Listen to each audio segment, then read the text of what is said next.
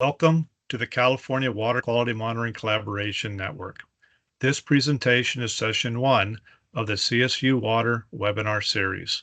Hello, my name is Eric Burris, facilitator for the Collaboration Network. CSU Water was founded in 2008 and is comprised of more than 250 water experts from throughout the California State University's 23 campuses and 7 off-campus centers. CSU Water not only fosters academic preparation, but also applied research and policy development that addresses all aspects of water use here in California. Today's webinar features 3 speakers. Our first presentation is by Steve Blumenshine, Director of CSU Water. He will give us an overview of CSU Water and connectors to non-academic partners. Next will be Jamie Kneitel from CSU Sacramento, speaking on fire retardant effects and seasonal freshwater ecosystems. Wrapping up the session will be Julian Fulton, also from CSU Sacramento, who will be presenting a participatory science approach to monitoring trash and stormwater. The network encourages communication and collaboration, so each presenter's contact information has been available here and in the webinar series agenda found on our website. Please join us for session 2, which we held on August 22nd, featuring 4 great presentations from CSU Water programs. CSU Water, which is actually an acronym. So CSU stands for California State University, the system. In water, I mean, that's self-evident, but we have to have something behind this acronym. It's Water Advocacy towards Education and Research, emphasizing the education and research part. And I'll give some overview of what CSU Water is and what we do. And just by way of introduction as well, I want to share with you some of the taglines we've created for CSU Water, just kind of our branding and what we're thinking about. So one of them is we need to make every molecule of water work harder. And this was inspired by, early on, about 2 years ago, starting this role in an interim basis. We put together a team of water economists to work with our partners down at Southern California Coastal Water Research Project in Costa Mesa, looking at some of the economics of water reuse and water recapture. And so we know in the state that we're only going to get a finite amount of water. We don't know what's coming year to year. And so we got to make every water molecule work harder because the demands sure do exceed the supplies. And then another tagline is STEM can't do it alone. So STEM, of course, stands for science, technology, engineering, and mathematics. And we see more and more in the state of California, especially, but also nationally, like with funding programs from NSF, you have to have a broad interdisciplinary team to be successful. And more, you need a community component. You need more voices in the room on the research, especially with respect to natural resources. So with STEM can't do it alone, it means that we need to include the social scientists, for example. So when I do campus visits and some of our team formation for projects, we certainly reach outside the STEM bench to round out our teams. And then another one is the CSU Knows Water. And Jamie Kneitel, the next speaker, who's been super valuable for us in CSU Water, I think I got to attribute that one to him. He shared that with me maybe a year ago. So there we are, just some taglines there. And broadly speaking, some quantitative information, like Eric mentioned, the California State University system has 23 campuses, primarily bachelor's and master's granting, although there are some PhD programs, and they're all research active. So for example, the top universities research-wise are probably among San Jose State, Fullerton, Northridge, and they would bring in upwards of $100 million of research a year. And we have about 500,000 students in the system, which includes over 50,000 graduate students. Those graduate students are engaged in research in a variety of disciplines, and that's really going to be the bulk or part of your workforce leadership now and in the near future. So some qualitative information about the systems. It's not only the largest 4-year system in the United States, but it's one of the most diverse by a variety of measures like ethnic origin, cultural, and socioeconomic backgrounds. A lot of students are first generation, so that's life-changing for them and their families. And these acronyms down here, HSI is Hispanic Serving Institution, and MSI is minority serving institutions. So 21 of the 23 campuses have that status, and that affords them access to a lot of unique funding programs that might not be available to campuses without those designations based on the student populations and communities that they serve. So for CSU engagement, what we do in CSU Water, since we're working at the system level, although I'm administratively based at Fresno State, as Eric pointed out, our purview is the CSU system and thus the state. Somewhat unlike the UC systems, the CSUs are pretty much everywhere, and the students at a given CSU are generally of that community. So if they're educated in the communities they came from, the idealized model would be that they would stay in those communities and be leaders to address our complex climate, water, energy issues, among others. So to our engagement purview then are these nearly 500,000 students, the broad staff at the universities, the faculty and the administrators. And there's also a good number of centers and institutes related to water and all that branch from that across the campuses that we work with. And then the disciplines, I'm sure we're not covering them all here, but you could see all the ologies and the ists here. Agriculture is a big one, of course. And then economics. I'm just a humble ecologist, but I never realized how important economics are to everything. Because when you start talking about financial and ecological or economic implications of water and water management and allocation in the state, that gets a lot of people's attention. So our strategic plan goals, this was just ratified by our oversight committee last year. We keep it pretty simple and direct. So first of all, CSU system engagement, like I just covered in that last slide. And then this event today, which we're so lucky to be a part of, is building external partnerships. And then goal 3 is collaborative integration of our vast resources in the CSU system with our external partners in the state of California and beyond. In fact, we're doing some international outreach and collaboration in the next couple of months here, which we're really excited about. So I see part of my job and our staff is we work to foster these connections all the time. I think what I tell people is about 60% of my time in a given week is pretty much goal 2, building and nurturing existing relationships and partnerships, learning about the water landscape in California and how CSU Water can foster connections with faculty and students and others in our system. And also we seek out opportunities and want to hear about them. So please reach out to us and let's just chat and get to know each other. And what are some of the barriers for partnerships? And instead of focusing on why we can't do something, let's look at how we can work together to solve some pressing issues. So I know organizational slide, but just want to show where we're coming from in our organization. So on the left is the simple model, CSU system resources, and we want to combine with the public-private partnerships in the state and beyond. And so top down here, we report to the CSU Chancellor's Office, the Office of Research specifically, and then we report to a council of 7 university presidents twice a year. I'm in that executive director role, and we have 2 associate directors. The associate director for research is Jennifer Alford. She's in the middle of that picture there. Laura Ramos is associate director for administration. We have a lot of fantastic administrative support people.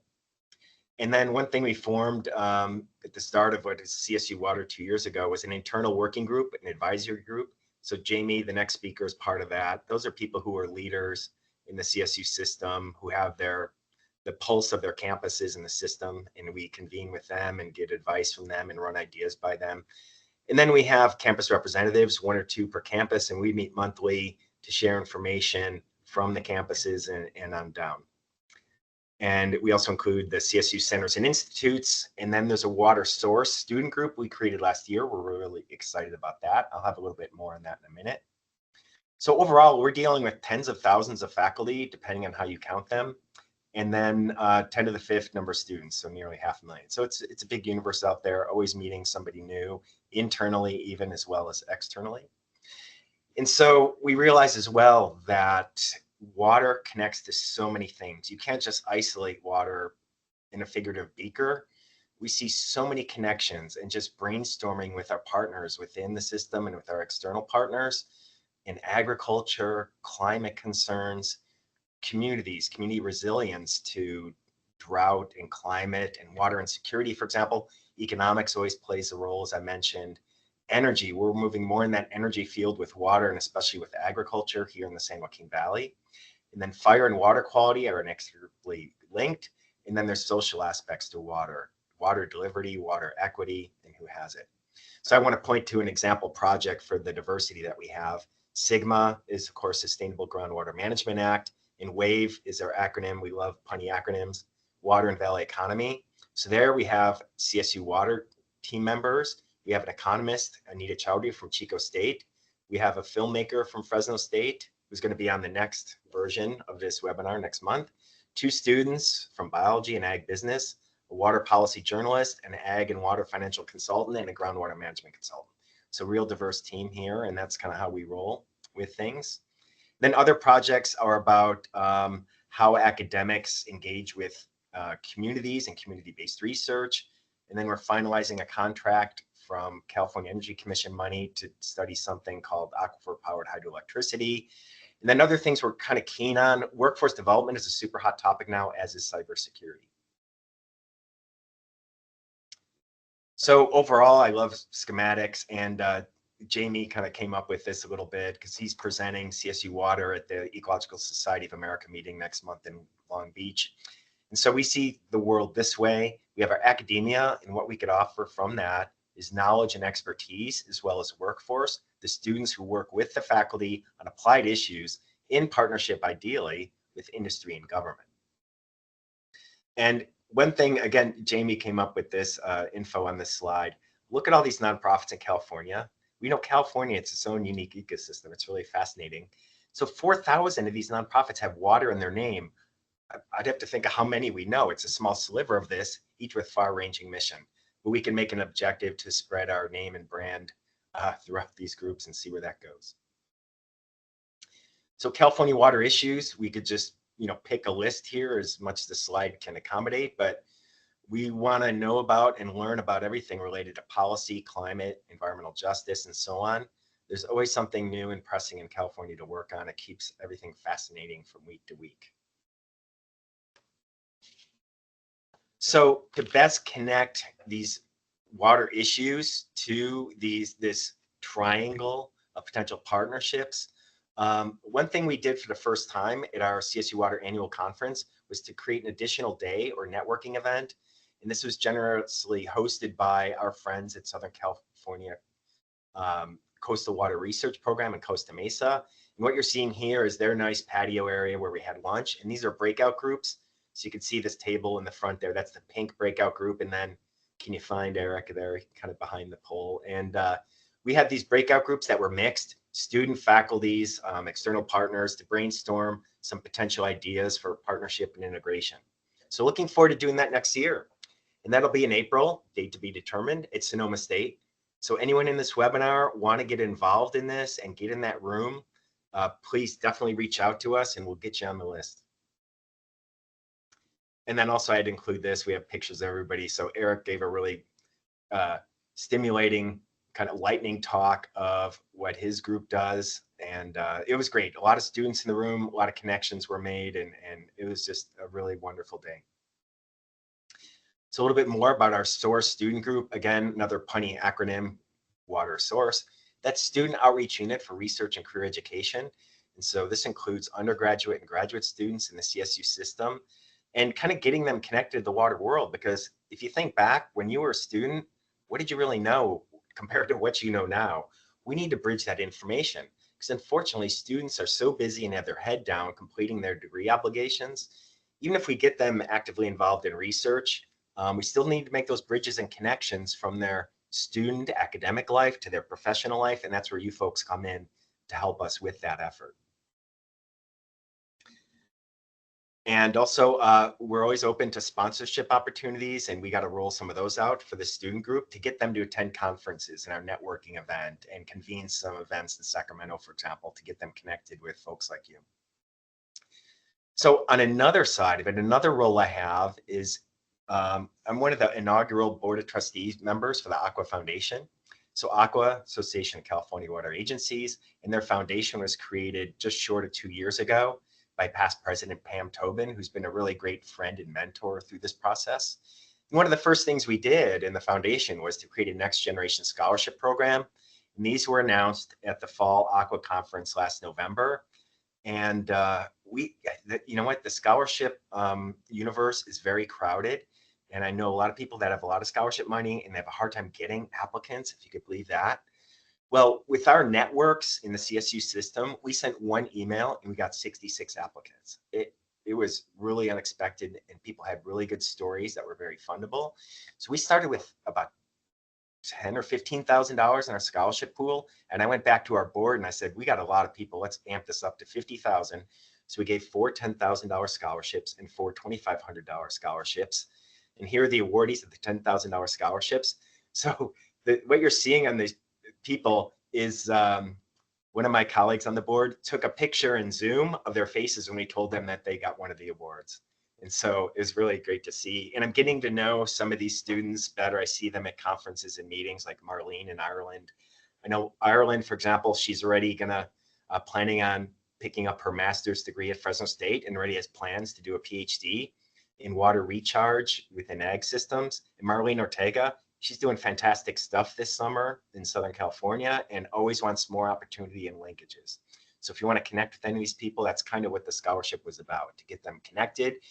And it was need-based as well as merit-based. So we wanted to fund people who might not otherwise be able to stay in school financially, for example. So it wasn't just merit, it was need-based. And then we had $2,500 recipients as well. So most of them are from the CSU system. And a little bit of wrap up. It's just wonderful to have this playground of the largest four-year system in the country, and with all the great stuff that's happening here with agricultural production and social mobility of people and water resource reconciliation. I hope we're seeing some end of the water wars mentality and more collaborative approaches to water resource issues in the state, if I could be so hopeful. And with that, we could leverage student engagement, preparation, and opportunities and input from people like you. So we always want to hear, what are your concerns? What are your ideas? Brainstorming, problem solving, always open and excited to talk about that. And then finally, I know there's probably a lot of hiking and water geeks out there in the audience. So just want to show a picture from about a little over a week ago and recommend this place, but don't tell too many people, the Hoover Wilderness on the east side of the state. Well, yeah, thank you for having me, and it's an honor to be part of this webinar today. I'll be talking about fire retardant effects in seasonal freshwater ecosystems, and okay, all right, sorry, a little technical difficulty. I first want to acknowledge all the great students who conducted and were involved in the research. As Steve pointed out, the CSU is really about the students, and certainly my research lab would be nowhere without all the great students that I get to mentor. And so I want to acknowledge Monica Rennert. She was a master's student in my lab, recently graduated, and all the undergraduate assistants that helped her on the study that I will be talking about. And also Lital Ozeri, a master's student from the University of Haifa. She's now on a PhD program. And I, as part of the Fulbright Scholars Program that I was awarded 7 years ago, I was able to be involved in her research as well. So while in recent decades, wildfires have increased in both size and intensity across the globe. And you can see this graph off to the right. This is wildfire extent in the United States for the last 4 decades or so. And this is largely due to, these increases are largely due to drought conditions, fire management, and historical fire management, as well as climate change. Now, here in California, we are one of 5 Mediterranean climate regions of the world. Of course, California, Mediterranean region, Southwest Australia, South Africa, and Chile. And all of these 5 locations are they share a number of characteristics, including they have mild winters and long, hot, dry periods. And this really sets up these regions as being fire prone. So they have this predisposed climate to experience fires. And indeed, a number of the plant species you find in these regions are fire adapted. And they all are, another characteristic that they all share is that they're all biodiversity hotspots. And so each of these 5 regions have really high levels of biodiversity, high levels of endemism, so species only found in that region.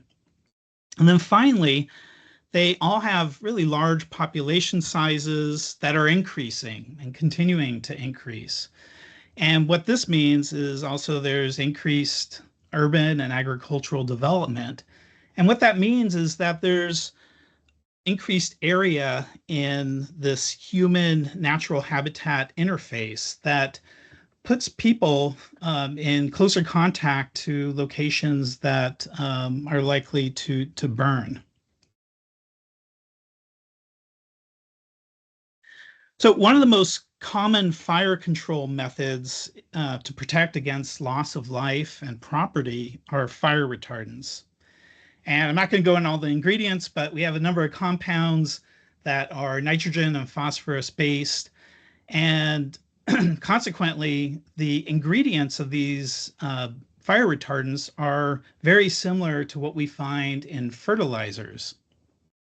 Now, these fire retardants can be sprayed on fire, or they can be applied as a preventative measure. And they can be effective until there's heavy rain or wind. And that can actually transport the fire retardants into freshwater ecosystems. And over the past several decades, we've seen increased use in fire retardants, of course, to control fires. And this is true for agencies such as the Forest Service, as well as CAL FIRE. But also these products are commercially available. And so we're also seeing increased use by homeowners to protect against fire. So what are the effects of these fire retardants in the environment? And there have been decades of research that have been done in terrestrial habitats, in permanent streams and wetlands, and the less studied seasonal wetlands. There's been very few studies done there, although there has been some work in Israel and Spain, which I'll talk about in a minute. But I just want to point out that one of the common threads through these studies is that they find that the fire retardant application, of course, as I mentioned, the ingredients are similar to fertilizers, and so we see what are called eutrophication effects in these both aquatic and terrestrial systems, so the effects of excessive nutrients in the environment. So let me talk about some of the previous research that has been done, and I'll focus specifically on what I was involved with. Littall's master's thesis looked at fire retardant effects and was looking at this across the whole ecosystem. And I'm just going to show the effects on a couple of taxa. And so what I'm showing here on the x-axis is fire retardant concentration. You can see there are 4 levels of concentration. Against, on the y-axis, survival of the Near Eastern fire salamander. So this is an endangered species. And what we found was that with increasing fire retardant concentration, their survival decreased from almost 100% to 25%. In contrast, with we saw with certain insects, such as mosquitoes, which are, of course, vectors for disease, we saw that with increasing fire retardant addition concentrations, we see this increase in the number of eggs laid in those treatments. So this suggests that, this could also have these side effects in increasing disease vectors in a particular region as well. Okay, so let's come back to California and the system that I work in, California vernal pools. Now, these are also seasonal wetlands. They occur throughout California, but largely in the Central Valley. They are, so they're seasonal wetlands, so they fill up and are aquatic during the winter time, as you can see in the upper right-hand picture. And as we head into springtime, with the decreased rainfall, increased temperatures, they evaporate, and that aquatic habitat is then replaced by a short-lived floral phase that you can see in that middle picture, which can sometimes be just incredible wildflower displays. So that's very short-lived, and most of the year it looks like that bottom picture, dry. Most of the organisms, especially the plants, are no longer alive, and it looks like there's really nothing there. And consequently, these are great habitats. And they tend to also be found in these grassland areas. And so these flat, open grassland areas. And so as a consequence, over 90% of this habitat in California has been lost due to agriculture and urban development. But they do provide a number of ecosystem services that we have to be mindful of, including flood control, water quality, and the incredible biodiversity that this habitat supports. And this includes dozens and dozens of endemic species, so species found in no other habitat, as well as dozens of threatened and endangered species. And here is just a little mosaic of a few of these, including the vernal pool tadpole shrimp and fairy shrimp, as well as the California tiger salamander and many of the plants. So I want to next present Monica's research for her master's thesis. And this was a mesocosm study. So mesocosms are essentially these cattle tanks. I lovingly call them just buckets. And she used 20 of these 57-liter mesocosms. And in a very unusual experimental approach that has not been done with fire retardants. And she used 20 fire retardant concentrations. So most of the previous research, I'd say all the previous research, really has been limited to 2 or 3 fire retardant concentrations. So usually at low, medium, and high. Monica did 20 different concentrations, and we followed these over 20 weeks. The bottom of these mesocosms were lined with vernal pool soil. So many of the organisms, including the invertebrates and the plants, emerged out of that soil.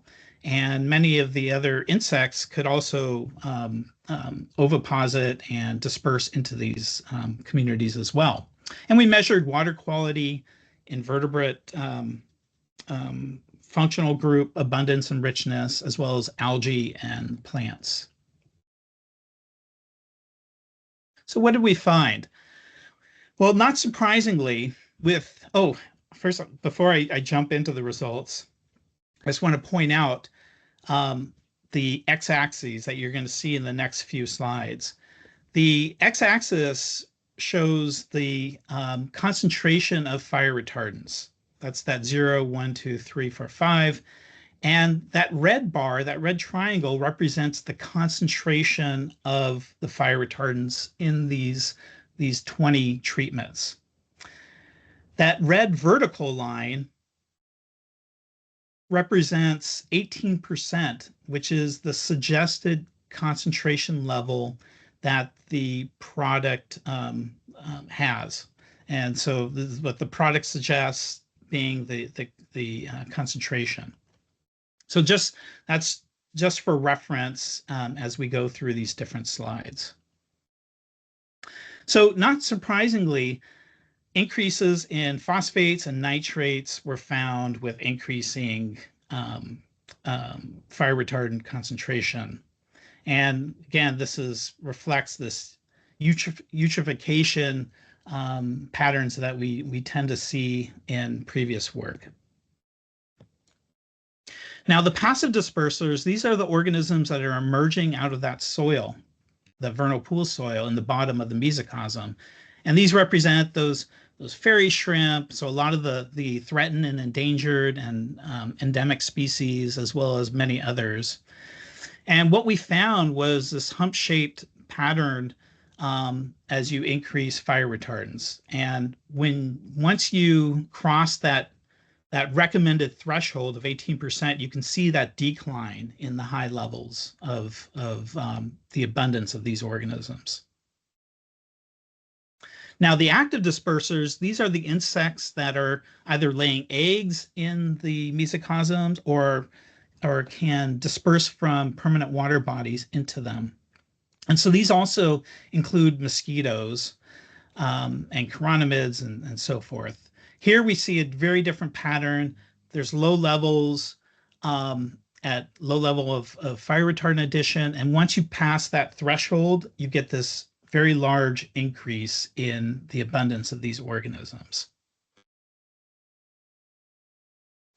Now, with algae, we found that, again, there's a slow, steady increase which continues after that suggested threshold of 18%.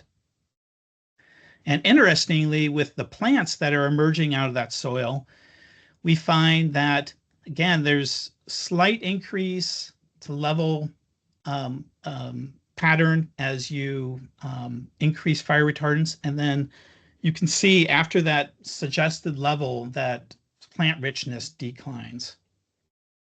And if you graph algae, which is here along the x-axis, against plant richness along the y-axis, you see this negative relationship, which again, this is a typical pattern found in eutrophication.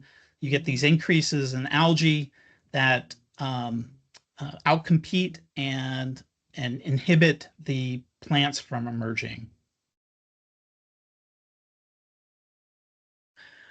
So in summary, what we found in these studies is that that it's largely consistent patterns found in the previous literature. First of all, we find these consistent eutrophication effects with increasing fire retardant concentrations, and that different taxonomic groups respond very differently to these fire retardant effects.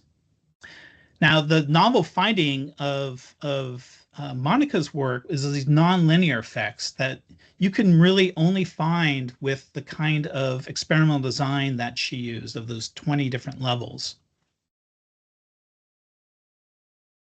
So in conclusion, the effects on water quality and taxa, even at low levels, were evident.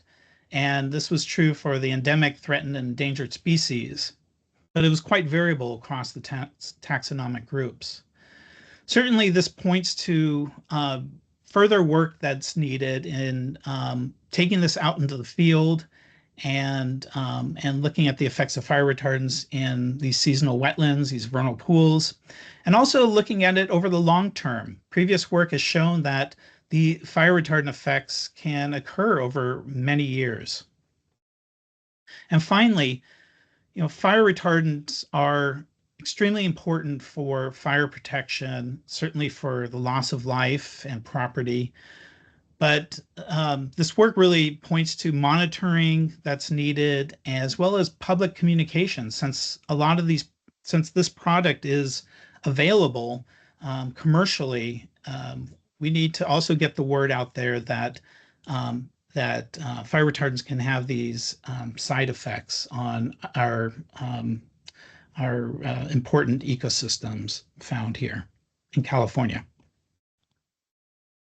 and affect the water quality. So that's it for my talk. And here's my email if you would like to reach out, as well as my lab's website. And thanks for listening. And I'm really happy to be here presenting to you all. Thanks to Eric and Steve for organizing this. And so I'm an associate professor in environmental studies, also at Sac State. Thanks for letting Sac State lead the way. By no means deliberate, I'm sure, but I work with the team at Sac State. You see listed here, also comprising a lot of students. My background is in water resources management, and I've done a lot of research, but I find myself more and more consumed with my role as a teacher and as a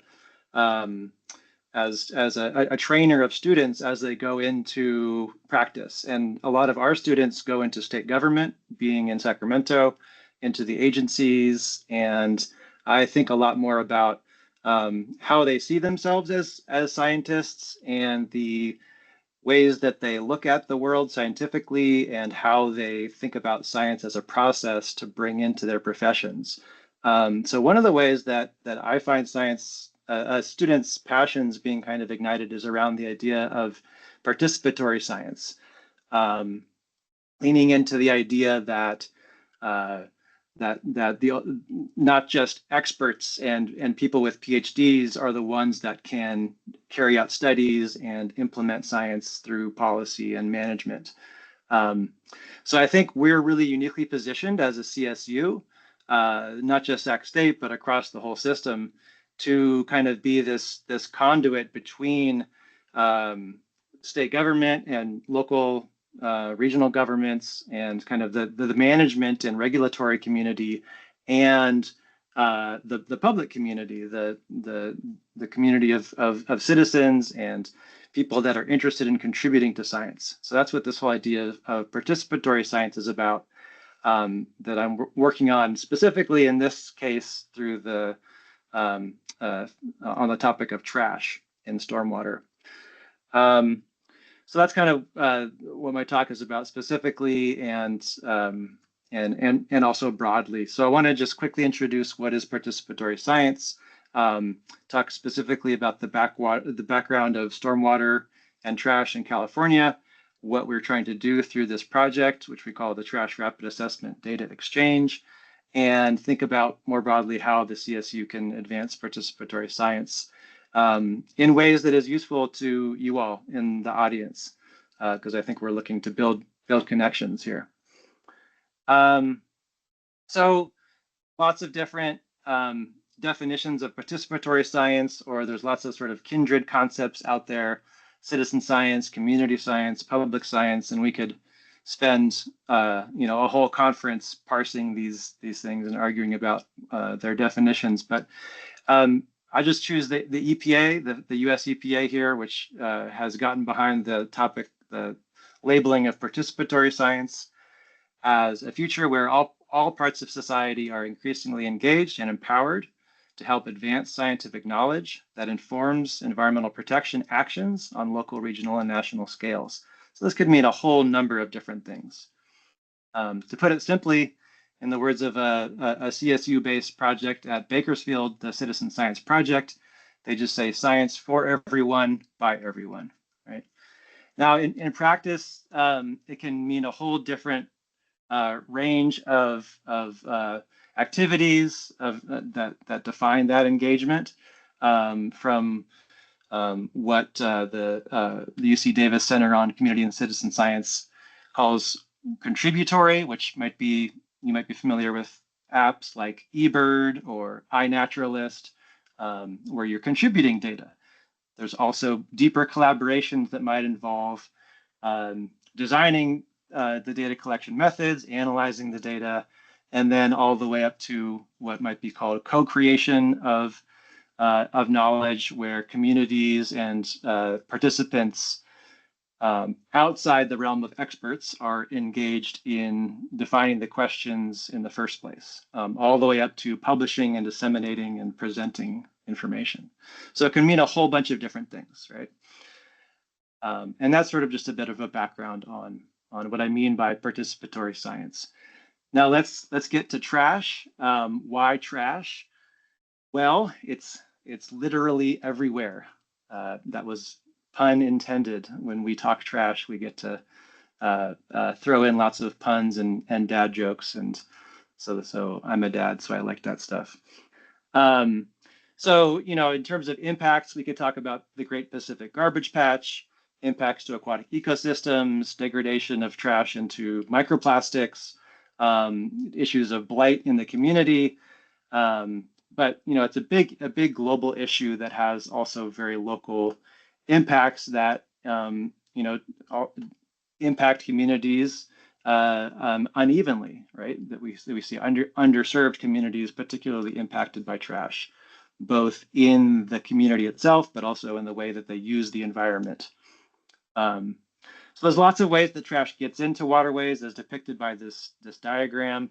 And there's, of course, lots of different policies and efforts to address these, plastic bag bans, for one example, things like that, right?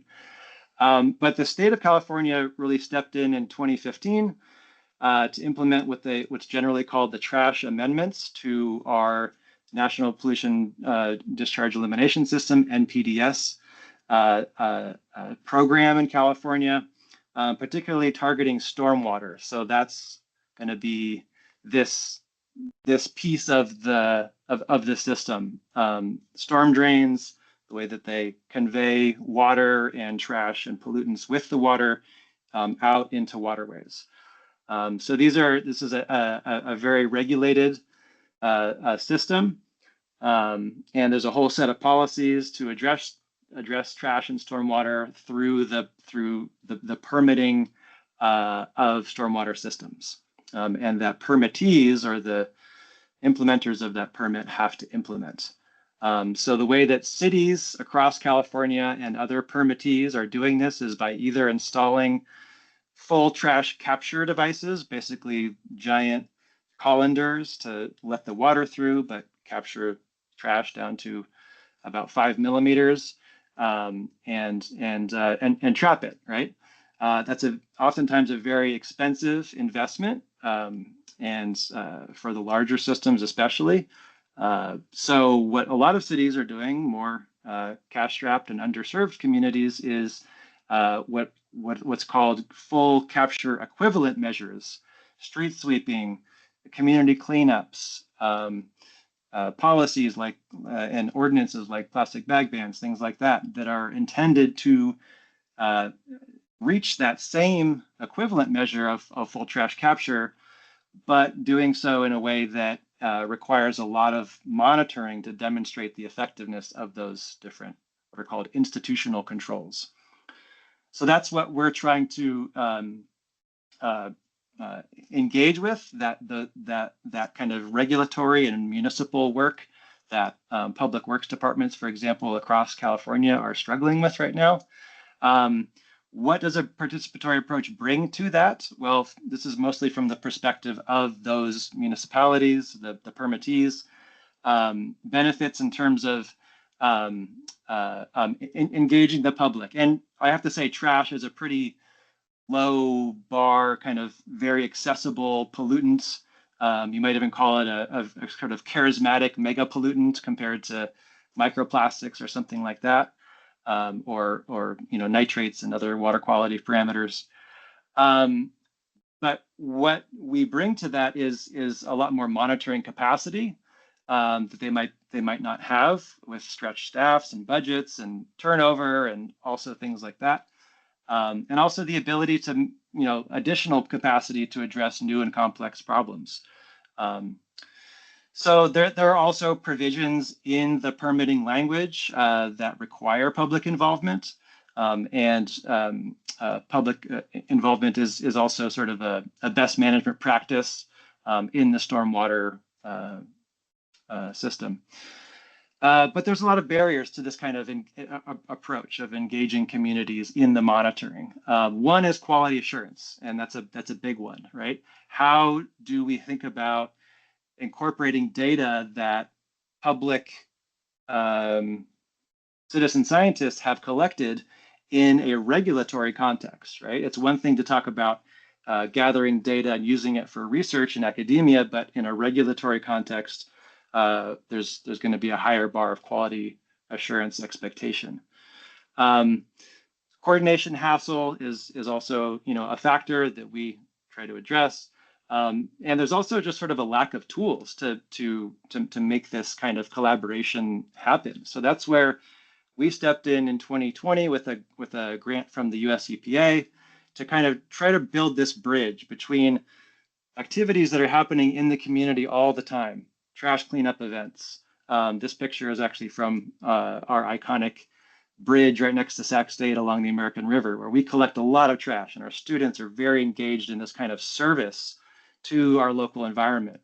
But what that also can serve is the business needs of the permittees, and here we use the term MS4, which is Municipal Separate Storm Sewer System, right? And the agencies that are in charge of managing those in accordance with the permit.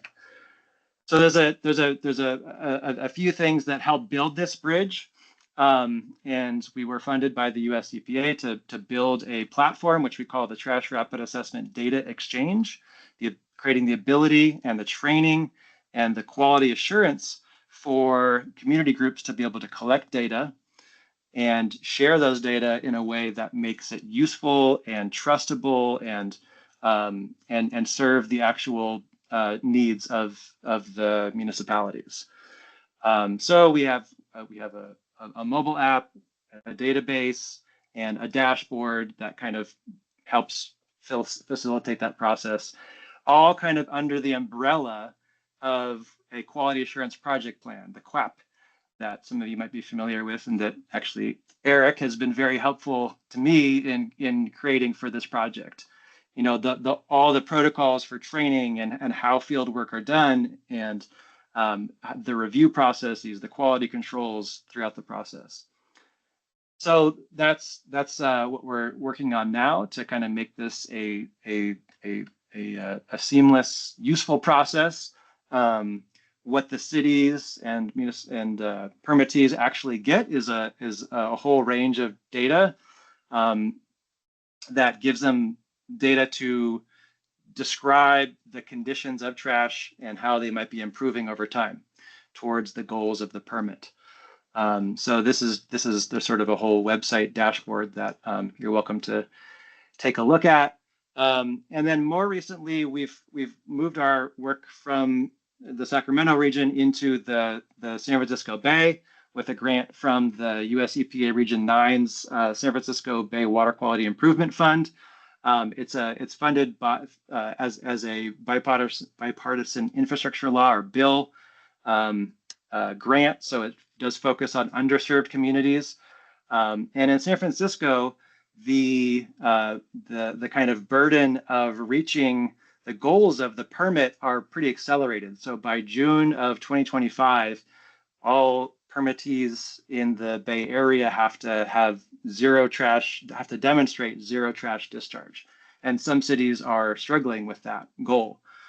So we're working with 4 cities in the East Bay to do trash monitoring, in this case with high school interns, through our relationship with Earth Team, listed below here, and with technical support from university interns at UC Berkeley, Keep California Beautiful, which is a nonprofit that works across California, and Sac State, not only faculty like me, but where we have the Office of Water Programs, which does a lot of stormwater kind of technical work. So the project overall is designed to not just benefit the cities that need the help, but also it's a workforce development project, right? Getting back to the idea of students in the pipeline and getting excited about careers in the environmental management space. So we train high school students on the basics of environmental regulation, the Clean Water Act, and what a management program like working with the city looks like. So the IT skills, understanding the policies and the permit language and that kind of stuff. And it's a very exciting project. It's just getting off the ground, and it will run for the next two years. So to the bigger picture of how can the CSU kind of advance CSU in practice, I do think that overall we are in a good place to kind of create this conduit between municipal governments, state government agencies, and the community, and sort of bring science, cutting edge science to that. Just at Sac State, for example, a lot of my colleagues from biology to education, engineering, and public policy are doing engaged work, right? They're doing community-based research. We call ourselves at Sac State an anchor institution, meaning that we really prioritize engagement with the community. And for us, that is also the capital. So state agencies, and I think this idea kind of reflects the overall mission of the CSU and the work of CSU-WATER, to get back to some of Steve's points earlier. Just some of the other bullets on here. CSU Bakersfield, as I mentioned, has the Citizen Science Project. The EPIC network includes 6 CSUs at this point, and that's a vehicle for cities to work with community scientists, and as I mentioned earlier, the UC Davis Center also. So that's my time, and I'm really happy to discuss more with folks that are interested. Please send me an email. Thank you.